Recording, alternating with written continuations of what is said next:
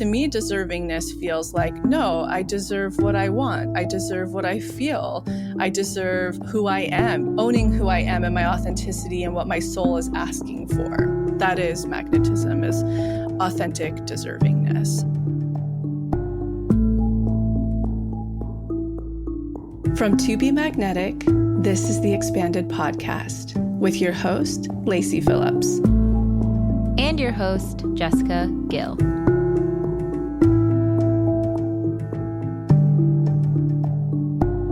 As the leading destination for neural manifestation, we dispel the woo-woo in order to help you create real, tangible results based on neuroplasticity, psychology, epigenetics, and energetics.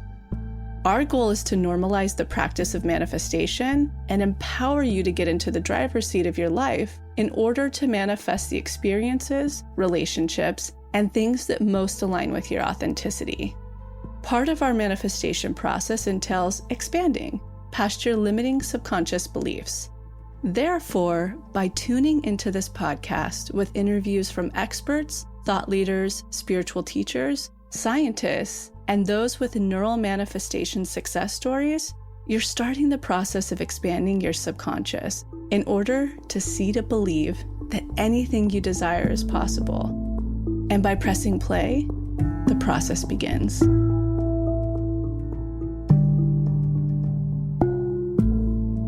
Welcome back, everyone, to another episode of Expanded. Jessica here. We are in week 3 of the Magnetic Self Challenge, where we dove into all things shadow. How do we cultivate deep compassion for the parts of us that we once rejected?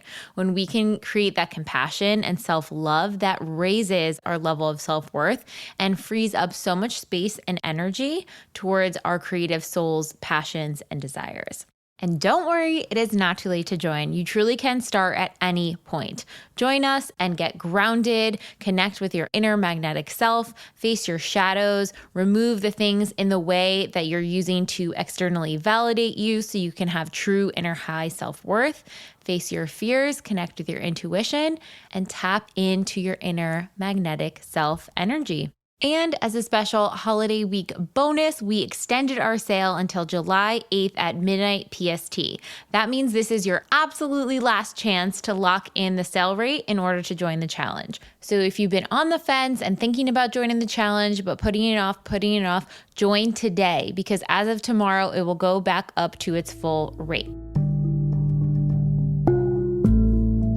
On today's episode, we are throwing it back to one of our absolute favorite formats on Expanded, the Best in Class.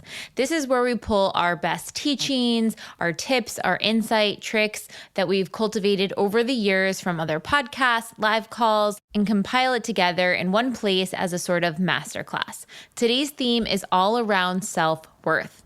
So self-worth is week 4's theme for the Magnetic Self Challenge, and we're priming you guys some self-worth content before you dive in.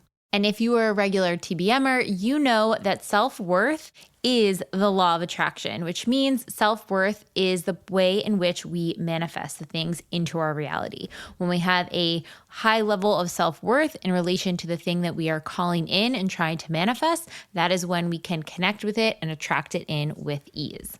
And the beautiful thing about self-worth is we have a baseline of self-worth, and we can always work on raising it through neuroplasticity, the brain's ability to change and rewrite new neural pathways, new belief systems over time. And when we have those belief systems in our brain of high self-worth, that's when we can act in accordance with it in the real world and start attracting the things that we want into our life. And now, a word from our partners. Did you know that every single time you brush your teeth, you swallow a little bit of your glob of toothpaste? And over the course of a week, you're actually swallowing almost an entire blob. There is so many additives and preservatives and things that are not necessary for keeping our teeth clean, but are simply in our toothpaste just to stabilize the water and make it a paste form.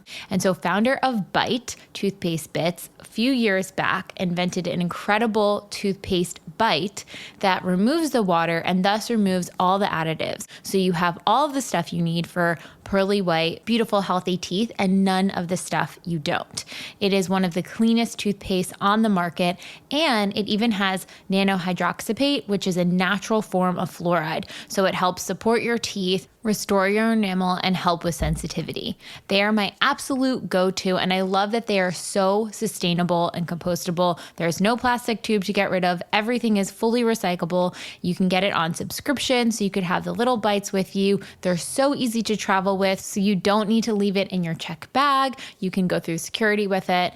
And we have a code where you can receive 20% off your order. Use the code MAGNETIC, all caps, MAGNETIC for 20% off. Again, that's code MAGNETIC. And you can check out the show notes to find their website and all the incredible products they have to offer and their beautiful pledge to sustainability and how they are working to help the environment.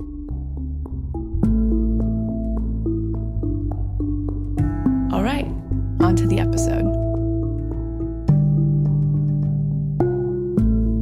When we're talking about self-worth, how do you really distill it down? Like, how do you make it tangible? Lacey, how do you see self-worth? Because that is so important in order for us to align with our manifestations. But what does that feeling of high self-worth look like? Self-worth, the energetic around that, when we're talking about that a lot, it's often around like, I won't settle for what I settled for in the past. If we really, really distill that down, that's not even ego really either. I like to think of our magnetic self, even if we're not a gentle being, like by nature, our essence isn't a gentle being. To me, energetically, it's a very gentle thing. It's ethereal. It's who we are when we leave as a soul and we come back again, or we go through things. That's our essence, right?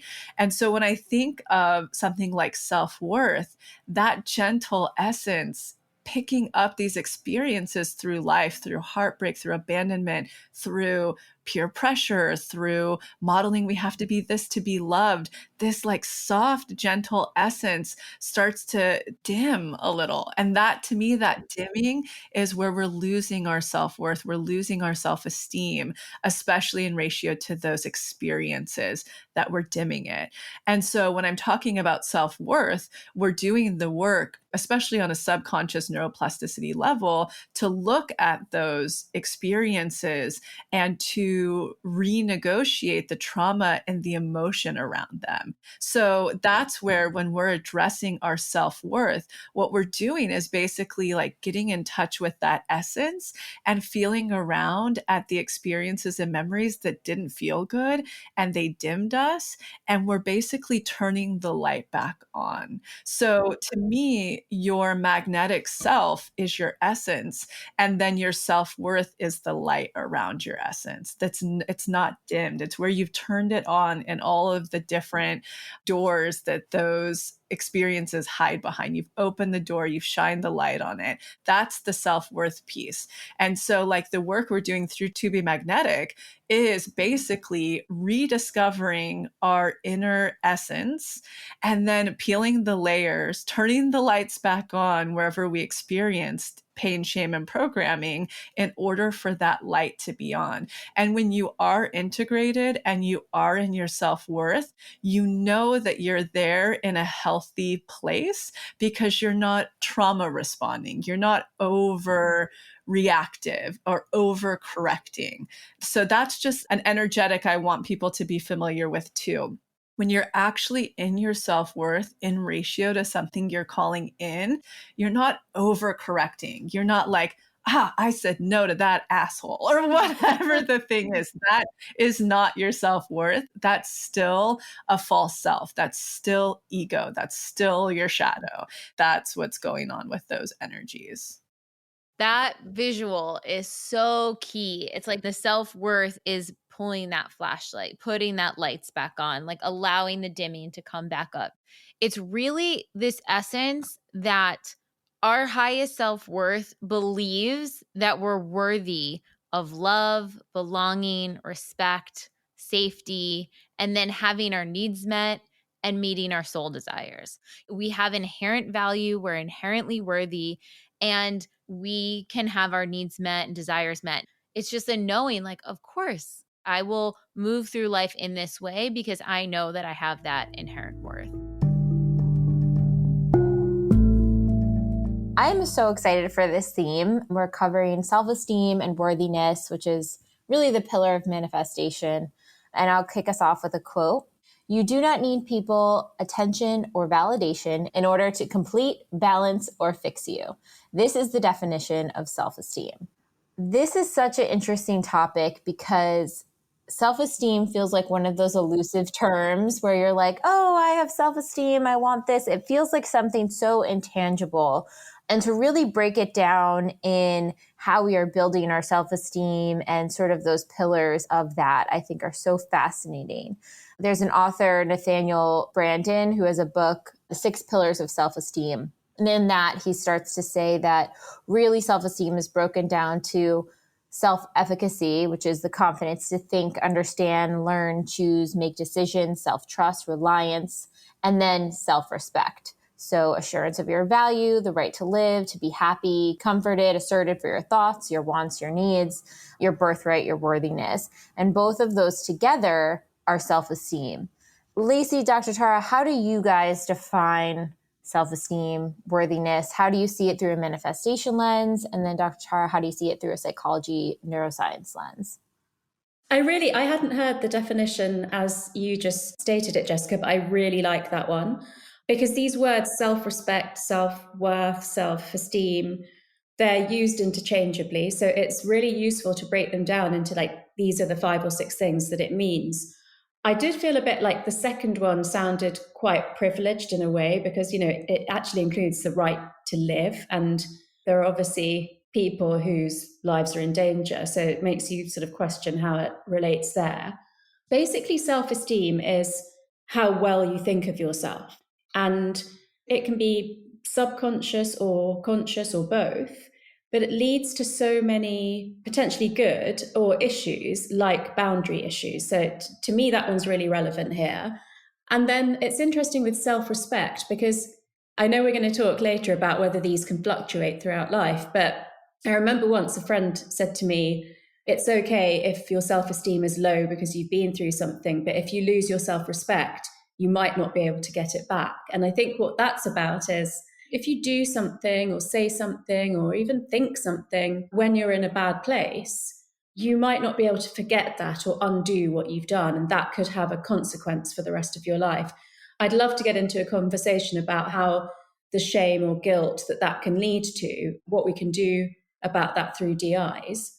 But I think it's interesting that there's one that can ebb and flow through life and one that you don't want to cross a certain line. Yeah, I think those are all really great points, and I can't wait to break down those with you later on. I think for manifestation purposes, the real conversation here is energetic. So, something that when we're talking as a brand about, I don't think we even actually use the term self-esteem too much. I used to long ago. We obviously use self-worth the most just because it lands. When I read energetics, it's kind of like keynotes in music, and self-worth lands like that perfect tone. But what lands even more as the undertone of it all is deservingness. That is magnetism, is authentic deservingness. And I would argue that many of us, through all of our different facets and walks of life and programming and pain and shame and culture, there's so many things that don't rob us of deservingness necessarily. For the majority, most of us struggle with deservingness more than we tend to naturally, innately emit that from our subconscious, especially. So when we're talking about magnetism as a brand, what attracts everything to you, literally that perfect keynote or frequency that's pulling everything to you is deservingness. And so when I think of self-esteem, which the definition is confidence in one's own worth and abilities, self-respect, that confidence piece is the deservingness piece. And I think a lot of people, especially in this current culture, can look at the word deservingness poorly. However, it's an energetic word that we're putting out there. So what I would invite people to do is disassociate any type of mal definition you have attached to it and really start to look at, what does deservingness mean for me? And I think layers will start to show up regarding how you identify. If you identify, for instance, as a female, I think just societally alone, what deservingness can bring up for you, if you just pull out a pen and paper and start journaling every association you have to that word, and even looking at those words that might come up for you, that's some shadow work to do. So that's like a great exercise somebody could do using the tools, is really going, at the root of all magnetism is authenticity and deservingness. Let me look at what I have associated to those two words. So that's what I'll kind of keep chiming in from an energetic perspective of manifestation. And when we say self-worth, I feel like that's a little bit more of a palatable word for people in the current climate. However, like the perfect note beneath it that is literally a magnet is deservingness. I love the music analogy, and I agree, self-worth just lands better than those two words. Although I think that definition that Jessica read out was really useful in terms of what does it actually mean in your day-to-day life. But can I just ask, Lacey, I want to be clear that I understand what the sort of mal, view on deservingness is. Did you mean entitlement? Yeah, certainly, when we've posted about it in the past, people can be often activated by the word, that it could mean entitlement. Entitlement's really what I think it comes down to, like a form of that, and certainly the judgments we have of it. And when you look at deservingness from an energetic perspective, entitlement's a whole different can of worms. Entitlement, for instance, can come from so many different variables that aren't authentic and integrated. Whereas if you really start to get rid of any of the bad connotation you have around deservingness, to me, deservingness feels like, no, I deserve what I want. I deserve what I feel. I deserve who I am, like really, really owning who I am and my authenticity and what my soul is asking for. So that's sort of, you hit it on the nose. That's certainly what the backlash has probably been around it, is certainly entitlement, which is not the same. Again, it's not the same note. That's so interesting because I don't associate those two words like that at all. And I wondered if it's because it can be misinterpreted as deserving material things. And of course, manifestation can include material things, but you've just given your definition. And for me, it's I deserve to be happy. I deserve to follow my path in life. So yeah, it's not like I deserve a big house and a fancy car kind of thing. Yeah, and I think anybody listening to just hearing this back and forth, like this is how I invite people to start reading their own energetics. What's coming up for you as you're listening, walking in the car, whatever you're up to listening to this, what's coming up for you when we talk about deservingness? What's your relationship to it? Because exactly what you just said, Dr. Tara, is the truth. And always when you're in that space, material things will follow no matter what, because we're on the material plane.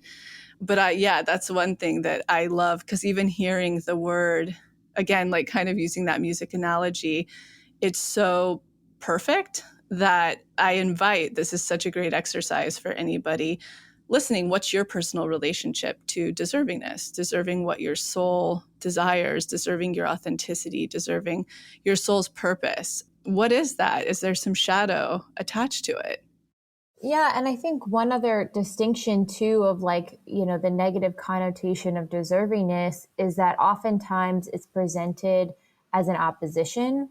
So one person's deserving and another person is not. Mm-hmm. And this version of deservingness is everyone's deserving. Yes. And I think that's a big difference, because so many times it's used as a power play against someone else. Well, I deserve this and you don't. And this is not that energetic at all. This is everyone is deserving. Is the self-esteem a stage of development for childhood? Does it start presenting at a certain period, or is it sort of forming throughout your life and then it is forever shifting? Because everything that I've read on it your self-esteem can change all the time, which is really exciting because that means that you can grow your self-esteem and develop it and all of those things if you didn't grow up with that reinforcement as a child. So are people more soft-wired to have higher self-esteem? Is it nature versus nurture? What does that look like from a neuroscience perspective, Dr. Tara? Yeah, so I think with neuroplasticity, well, first of all, I just want to reference the childhood stages of psychosocial development that we have, written into our workshops, and then say that with neuroplasticity, we often fall back on this line, which is that it's born and then it's made. And so there is likely a genetic element to this that we can't really completely ignore, but absolutely a massive nurture element. And that is throughout childhood. And even, there's a lot of evidence for how your experience in the womb contributes to your psychological profile later as well. So I would say that there's like a lower limit of self-esteem that you can't go below, but that baseline isn't going to be the same for everyone. Apart from that, you can do the work that helps it to increase over time. And of course, if something bad happens to you, it might dip for a while, but you'll be resilient to getting that back. There probably are some individual differences based both on nature and nurture, and that throughout all the childhood stages and even the adult development stages, it can change, and that you can do things to improve your baseline level of self-esteem. I think this is also a good opportunity to just acknowledge that generational trauma likely plays a factor in that. Like if you have a family, that a family member was a survivor of the Holocaust or of slavery or some horrific event, there is a potential and likelihood for that to track genetically. And it is so possible to heal those aspects of yourself and integrate further. Correct. So the first thing to say about that is that there tends to be an assumption with epigenetics that if there's been a trauma earlier in the generations, that the only impact of that down the generations is negative. It's not. We know that most of the work has been done on the Holocaust and the Dutch famine, that it can either lead to higher stress responses and anxiety, or it can lead to higher levels of resilience. So, it could be that across 3 generations or more, that the second generation were more anxious, but then you are higher in worthiness as some sort of result of that. So it's not a simple formula, but what I love about that is that you don't have to accept that if my grandparents were traumatized, that means I'm going to have lower worthiness. I don't have to accept that. And that's so wonderful. And the fact that neuroplasticity means that we can do something about that from the level of the DNA to just our mindset. That's really comforting, I think, for a lot of people to hear, because it feels like, oh, well, all of this trauma and all this pain for so many generations, how am I going to escape that? But hearing that even from like the worthiness standpoint, you literally can and start, reprogramming and changing your brain. Something that I find so interesting, a podcast guest recently really talked about having the creative space to even change your reality, and what I mean by that is if you have the stresses of life, if, you're struggling paycheck to paycheck, job to job, single parent in general without any support, being able to carve out this space. I know for myself, I need aloneness to be able to co-create with the universe quite often, alone in my thoughts, alone in not having a lot of stress responses or even micro stress around. I have that privilege. What are your thoughts on that, Dr. Tara, or any studies you've read that might back this up? Having actual creative space in order to co-create with the universe, number one. And then secondly, any thoughts you have on how you can create that space if you are in any of the circumstances I just mentioned? That's a really, really lovely question. So the thing about deservingness is, based on the fact that we've said that it can be cultivated, is that your choices basically are that you're so busy and distracted that you never do any of the actions that can cultivate it. So you're kind of left with your baseline level, or that you are able to create that space, whatever that may mean for you. So I think it's really interesting that you were so specific about yours, because I think it could be very different for other people. So for some people, it could be being in nature, but for some people, it could be absolutely having the family in the background, because that gives some sense of safety and security and achievement. But space is a good word, because when we're busy and focused all the time, and our brain is in what's called the control network, well, basically, we need to be at the opposite end of that, which is the default network, which is kind of like mind wandering, voluntary daydreaming. So not just your mind wandering off, but you actually taking the time to think about how you want your life to look or feel. And so then coming to the second part of that, which is if you're literally living from paycheck to paycheck, trying to put food on the table and, have children to look after and not much help, then it is, of course, harder. And that's kind of why I raised the slight issue that I felt about you've got to be somewhat privileged to have access to some of these things. But what I always say about that is, even in that scenario that you described, even just taking 5 minutes for yourself could make your life better. And so I suggest sort of micro tweaks for that, things like a gratitude list, some journaling, some, reading some prompts and having some, just thinking about what your answer to that might be when you're in the bath or something. And, we particularly filtered the DIs to have short, medium, and long ones, partly for that reason as well, so that if you really are short of time, you can at least do a short DI.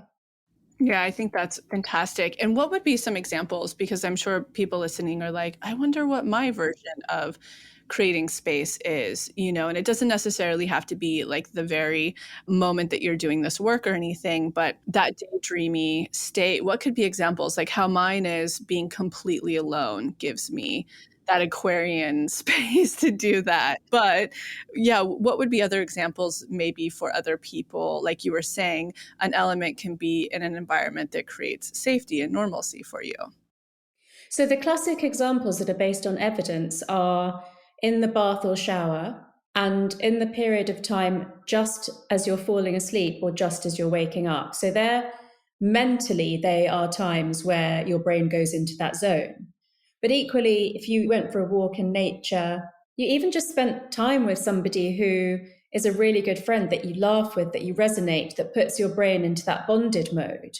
Sometimes just having your sleeping baby in your arms could put you into that mode. So the classic ones people sort of know about, like in the bath or shower. And there's so many amazing stories of, the Beatles writing their lyrics in the shower, or eureka moments actually comes from the fact that a big scientific idea was thought of in the bath.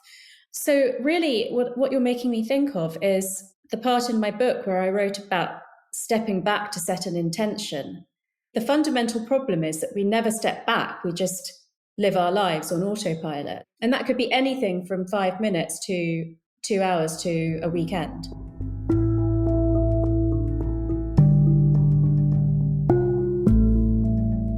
So when I picture my ultimate summer magnetic self day, I am at the beach, in the water, in the sun, maybe in the pool.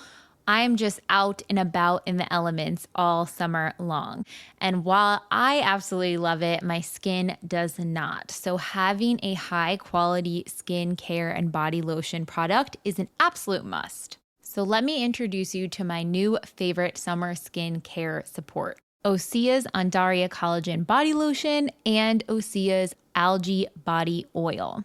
If you are someone that needs a really nourishing, rich lotion but hates when you use something that's greasy and has a residue, the Undaria Collagen Lotion is for you. It is so lightweight, it absorbs almost instantly, it doesn't get on your clothes, it smells fantastic, and it leaves hydration for lasting, radiant skin. And I love to top it off with a little bit of the Undaria Algae Body Oil.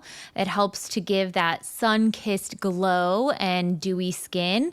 And the Undaria seaweed that's inside of it helps to replenish the skin's moisture barrier. So as you're exposed to any salt, wind, sand, sun, chlorine from a pool, it will help to rebuild your skin's moisture barrier and give you glowy, healthy, vibrant skin. Osea has been making seaweed-infused products that are safe for your skin and the planet for over 27 years. You can even listen to our previous episode with one of the founders, Melissa, that Lacey did years back. We have been fans of them for so long. They make clean, vegan, cruelty-free, climate-neutral certified, so you never have to choose between your values and the best skin. So get your hydrated, healthy, magnetic girl glow on for the summer with Osea's body care. And right now we have a special discount for our listeners where you can get 10% off your first order site-wide with code TBM10 at OseaMalibu.com. Again, that's TBM10 at OseaMalibu.com. And that's not all. You can also get an extra 10% off plus free shipping when you have your favorite products delivered on repeat with their Subscribe and Save program. So head to OseaMalibu.com, OSEA Malibu.com, and use the code TBM10. Where are you outsourcing your self-worth? Now, this is a nuance we haven't talked about on the Expanded podcast yet, but I wanted to share this little insight because we touch on it in the Magnetic Self Challenge in week 4.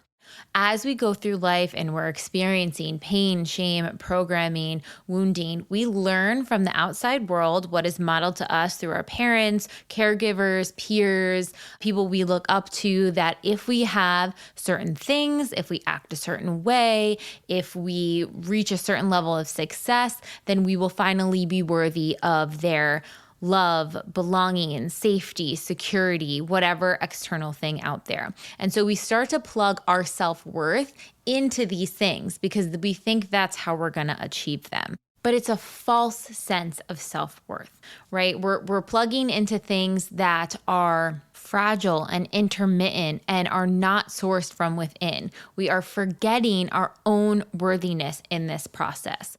So the goal is to take a look at all of the things outside of you that you don't feel worthy enough until you have achieved, accomplished, etc. So you can unplug from them and replug into yourself. You can source your sense of self-worth from inside because as we know, we are born inherently worthy, every single one of us. And when we can remember that fact and feel into that fact and know that we can cultivate safety and belonging and love without these external things, then we truly become magnetic. Now, this is a lifelong journey. This is not a plateau or moment you're going to get to and then life is just easy breezy after there. It's part of the human experience to go through these life lessons and to detach from these external things. And it's not to say that you can't strive for things, but when you strive for things knowing that you're already worthy, the path is so much smoother than when you are striving for something and you are trying to get them to acknowledge and validate your worth along the way. Trust me, I've been there. I'm still there in so many aspects of my life, and I'm working piece by piece to do the neuroplasticity work through the TBM work in order to overwrite those beliefs and source my worth and validation from within. That way, no one can take it from you. It is already yours and you are already whole. And when you can give that compassion to yourself that, okay, maybe I don't have this thing, but that says nothing about me as a human or my worth, that's when you can be truly, truly magnetic. And think about all the things that you may have picked up that you thought you needed to be in order to be worthy that have nothing to do with your authenticity or authentic self. This is such a pain point of why people end up on paths or directives that they're like, who is this person? Why am I in this career path? What am I doing with my life? And they have sort of that existential breakdown. It's because they are listening to the shoulds. They're externally validating with a checklist instead of really listening to their intuition, their inner calling, and what they are desiring to do from an authentic level. So start to take inventory as you go about your day. How are you molding yourself to try to be what you think someone else wants you to be? And how are you trying to mold yourself to be even what you think you should be in order to be worthy? Just notice at first and start to see how that plays out. And then you can start to do the reprogramming work and overriding the low self-worth beliefs or the beliefs that made you think you had to be these external things in order to be worthy, and shifting them into high self-worth beliefs with neuroplasticity. How do I know if I'm feeling deserving of something from self-worth or ego? This is the difference between like the law of attraction versus to be magnetic. It's not something you can feel. It's something that you command because you've energetically arrived there. What you need to do is look at the reasons why you don't automatically feel deserving of that thing, not from an egoic place, not from a trauma place, not from any of those energetics, but like actually doing the work and expanding enough until you hit the point of aha. It's beyond a feeling. It's like, it's a reflection. It's an absolute no question. I deserve that. So then even thinking, remedy for someone out there who's unsure of like what their dynamic, what their role is. Okay, step 1, figure out who you are authentically, who you are at your root, what brings you joy, what needs do you need met, what does that neural pathway of you look like? And then you can start to say, okay, that's not in alignment. That's not in alignment. Oh my gosh, I've been trying to get my needs met here, but that's off. And they can start kind of doing the math backwards that way. Yeah, certainly so, because I think most people are seeking validation out of a lot of the wrong places. In order to have a starting place with any of this, you have to really get in touch with who you are authentically and understand that your code, your essence, your soul. And from that place, you start to go, okay, oh, wow, I am needing to heal some stuff and I need to start setting some boundaries. I need to start carving out some routines. The person who had abandoned themselves so much, they may overcompensate. And that's just kind of part of the healing process. It's totally okay. And it will correct itself at some point when I believe when those needs start to be met naturally, it starts to come into the middle. So I believe like the starting point of this all, in order to even have these questions or understand what a mirror is or any of that, you have to get in touch with who you are authentically. And that's really like, it comes back to everything in manifestation, the universe, all it's doing, why it's creating mirrors, why it's dancing with you. Its only effort is to get you back into your whole worthy, authentic self. You kind of have to tap into even understanding who that essence is to begin this process and questioning it. If we're feeling down here with our self-worth, if we're feeling like, oh my gosh, I'm not good enough, pain, shame, and programming, like I'm small, I don't deserve to take up more space, speak my voice, etc. As we start peeling back the layers, there's oftentimes a pendulum switch.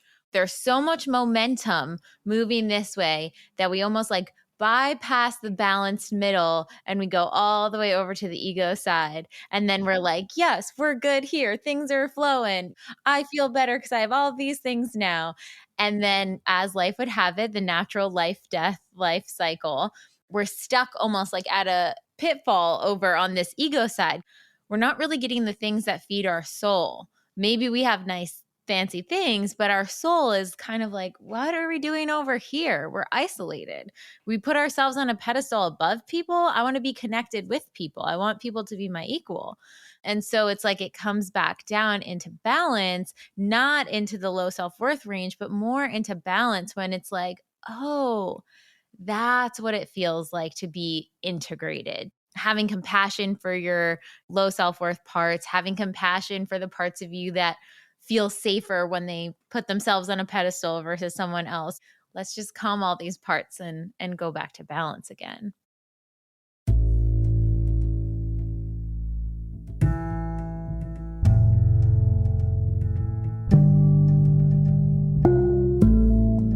There's so many people out there settling for unfulfilling relationships, or people who are stuck in toxic jobs, living in places and spaces that don't inspire them, and especially people who feel like they'll never be able to afford the things and the life that they truly desire. How do I know that? because it was me before I discovered that manifestation is actually a totally viable, scientifically proven method of creating the life you want. I'm Lacey, I'm the founder of To Be Magnetic, and if you're not familiar with us, we at TBM offer workshops that teach you how to manifest literally everything, from love to money to career to beyond. Our courses are the most effective manifestation method on the market, and that's because of a secret that I discovered years ago about manifestation, which is you do not manifest from your thoughts. You manifest from your subconscious beliefs. So after decades of client research and input from leading doctors and therapists, we designed courses that help you rewire your subconscious mind to align with what you want to manifest. And the best part of all, for any skeptic out there, our work is completely scientifically proven to work. Just ask the tens of thousands of members inside our Pathway membership, which gives you unlimited access to all of our workshops, tools, and offerings that you'll use over the course of a year.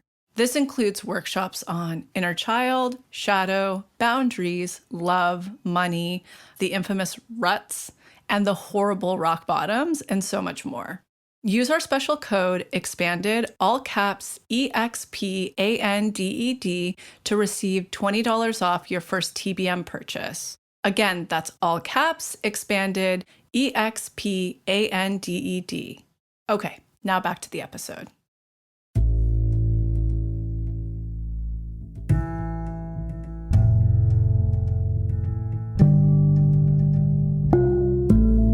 So one other piece I want to touch on with self-esteem, which I think is actually pretty applicable to our work, I sort of see the self-worth and worthiness as the innate. We're peeling back the layers to get back to our innate worthiness. But there's this other element of self-esteem in a lot of different articles I was finding, which is it being the reputation that we acquire with ourselves. So if we act in opposition to what our, let's say, moral compass is, or what our values are, or what we desire, we're actually hurting our self-esteem because we're telling ourselves that we can't trust ourselves. And I think this connects to the action steps you take in manifestation and how you move to pass tests. Not saying to pass a test, spiritual bypass it. If you need to move through it and still fail that test, then by all means, move at the pace you're going to move. But I think there's something to, this is the person I want to be. This is what feels most authentic and aligned to me. And then here are my actions. Are they lining up with what I'm actually doing? If I want to have a spiritual practice, am I making the 5 minutes to do it, or am I not? And something for me clicked, which was every time I'm not honoring myself by following my authenticity or my intuition or whatever it may be, I'm actually harming my self-esteem because I'm telling myself I can't trust to do what I desire to do. Does that connect from a neuroscience standpoint, Dr. Tara? It connects, but I want to be really cautious about the wording for the same reasons that we discussed deservingness, which is perhaps just to say that harm is temporary. So yes, you can cause harm, but I don't want anyone to go away feeling like, it's then permanent. And I think actually a lot of the healing is to do with letting go of the emotions that come up with the memory of it, or the act itself, which we've spoken about before, where we've discussed reprogramming memories. And we've really been very clear and said, you're not changing an actual memory in your head, but you're changing the emotion that comes up that triggers you about that time in your life. And this is kind of similar. So it's kind of like, we have a good post on it, but like your emotions fluctuate with the highs and lows, but your sense of self-worth can remain steady. It's kind of like that concept. That's true, but your self-worth can also fluctuate. So, both scenarios are true. Yeah. I think sometimes people attribute then their self-worth to their emotions. How can they begin to separate? Like if I'm in a sad mood for the day, I might feel sad about myself. My worthiness might feel low, but that doesn't necessarily need to be the case. I can kind of accept that my emotions are here, but I'm not going to be stuck here or be here forever. How can people start to sort of differentiate between a low feeling or a low self-worth? I can definitely chime in on this. I've been really open about this through pregnancy, that I haven't been consciously the most worthy person throughout this process. It's at all. It just based on hormones alone, which we've talked about, I think, in quite a few episodes, this exact thing. But from a manifestation perspective, what I will say is that my subconscious is so primed from so much work. And I think that it really definitely loops on deservingness and self-worth for the most part, that I've been able to manifest so many things during this pregnancy, even though the many things I've mentioned, that I constantly worry that Max could be having an affair, which is like completely not realistic whatsoever. That I'm unattractive is a really big one that comes up, especially later in pregnancy now for me. Just being so vulnerable and tender is a whole new realm for me I've never experienced before. So I would say, like, consistently through pregnancy, I've been in a micro place of low self-worth. But what's so interesting is, even though I would say what I'm going through is a transition into my feminine vulnerability. If you want to call it like integration, I'm integrating a lot of my feminine that I've never been able to access before, which is a really sticky, scary, raw thing to be doing for 9 to 10 months consistently without any control over it. However, I'm still incredibly magnetic and manifesting. So the only thing I can credit that to is that on a subconscious level, my baseline is deservingness and self-worth at this point. Yeah, I think there's a couple of things there. One is to say that whenever these things fluctuate, whether it's our mood, our emotions, our worthiness, there's always a hormonal correlation. So obviously something like pregnancy is specific sex steroid hormones. But let's say somebody went through a breakup or lost their job, then the stress hormone cortisol will be dysregulated, and that will have an impact on their mood, emotions, and worthiness. So, yeah, I just wanted to clarify that, really, that, there's always hormones involved. And for that reason, stabilizing your biology is quite an important thing to do alongside the sort of mental and emotional work that we do. And you'll notice that so much in the next year as well, as you go through different stages of how you have to attend to your baby. That baseline that I mentioned that you can't go below, you can improve on it, but you can't go below it. Yours, through all the work that you've done, has stayed at a really good level. But it's also making me think of, like, after I got divorced, that it was stressful. I was sad about what had happened, but I remember feeling like I'm still quite a happy person, though. And just this whole conversation is bringing up, I had a beautiful but tiny apartment that I lived in for a long time on my own. And I don't think my self-esteem has changed at all, like from living in a tiny apartment to living in a bigger house. So there's definitely that baseline that's ours, even at a challenging time.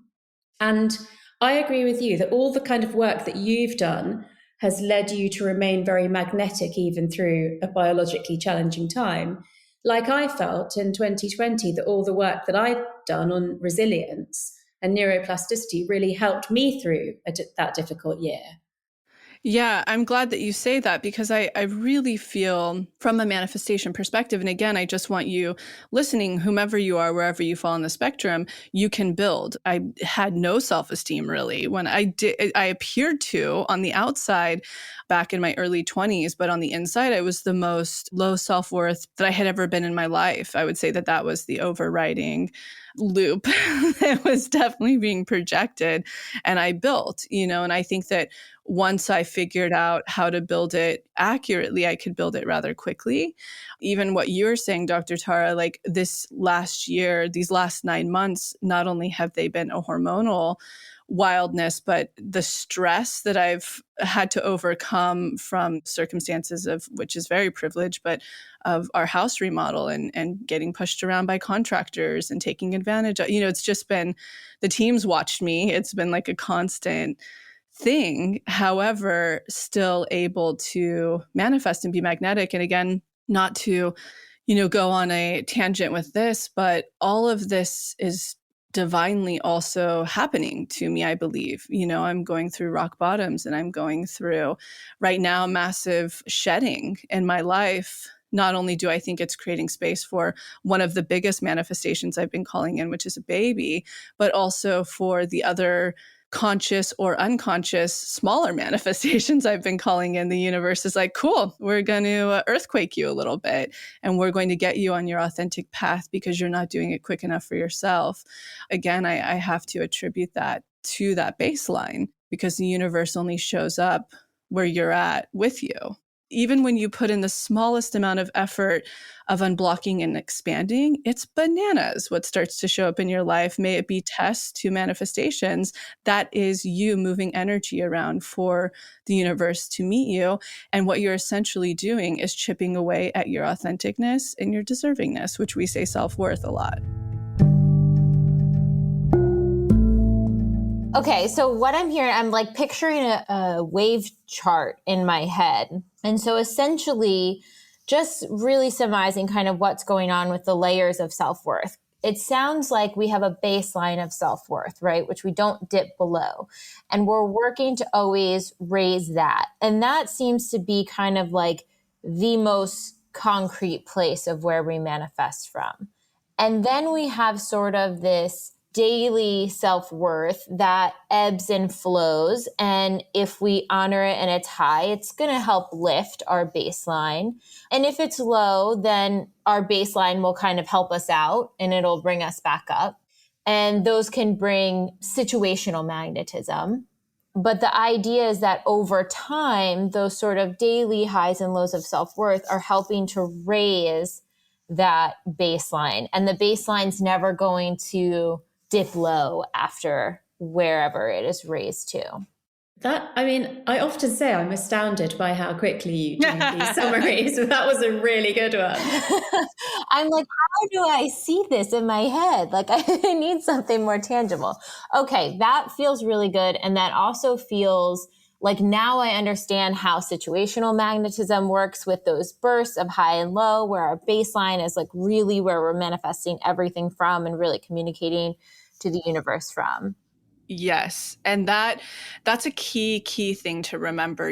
I'll see this sometimes in comments and stuff like that, where it's like, I'm in a real rut, I'm in a real slump. But if you've been doing the work to raise that baseline of self-worth, don't worry. The universe is going to at some point knock you so hard off your rut or rock bottom that you're going to get it, whatever the universe is trying to connect you with. It's something you've been calling in consciously or unconsciously. If you're going through a really hard time, which again, I know that that's painful and so much comes with it, but you wouldn't be experiencing it if you weren't aligning and the universe wasn't helping you align with something that you deserve and are asking for. So recognizing that when you're doing this work and this process, in the pathway, or even if you're just doing it with the basics bundle or whatever, that's what you're working on. You're working on your baseline, and it's giving you all the tools you need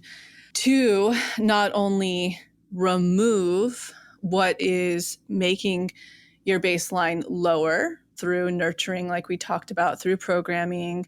So it's removing those blocks, but also through expanders and expansion, the tools you're doing inside of the pathway are creating space for your baseline to raise, essentially, to have the moment, to see, to believe many times that I'm worth more than where I'm at. I'm worth what that person has, embodies, or is successful in, etc. And then that baseline is going to start to give you the confidence, self-esteem, if you will, to pass tests, to be resilient to things like ruts and rock bottoms. That's how I see it. I see it exactly like that. And as you were both speaking, I kind of suddenly had this visualization that your baseline is like the seabed and your worthiness is like the tide. Beautiful. One other thing that I kind of listed out too of ways we can build our self-worth through this work. We've mentioned many different ways throughout this episode, but clearing the programs and attachments modeled to us in the inner child. So that's helping get rid of whatever told you weren't good enough, all of those things. Unblocking in shadow to fully accept yourself. And accept doesn't always mean liking every aspect, but to experience yourself without denial of yourself or suppression or avoidance of yourself. And then starting to honor your needs and holding your boundaries through unblocked boundaries. That's when it's like, okay, now I have this new baseline of self-worth. Let me go out and put it into the world and see what the action is like. And then it's taking action that aligns with your values, your desires, your integrity, your authenticity. And then this other little tip that I added in there as well, which was the humility to accept accountability instead of blame others, and then course correct your action. Being able to accept accountability for your own life and then trust and have the esteem and self-worth that you know how to solve the problem from here, or you can handle your emotions from here, and trusting deeper into yourself.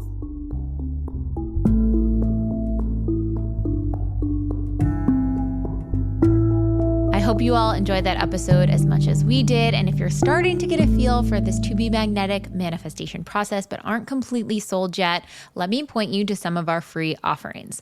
You can check out the expanded podcast episode called How to Manifest Anything You Desire, where Lacey, the founder, and I break down exactly what this process is all about. You can check out the Motivation, which is our testimonial library with thousands of testimonials of people who have manifested wild things using this process.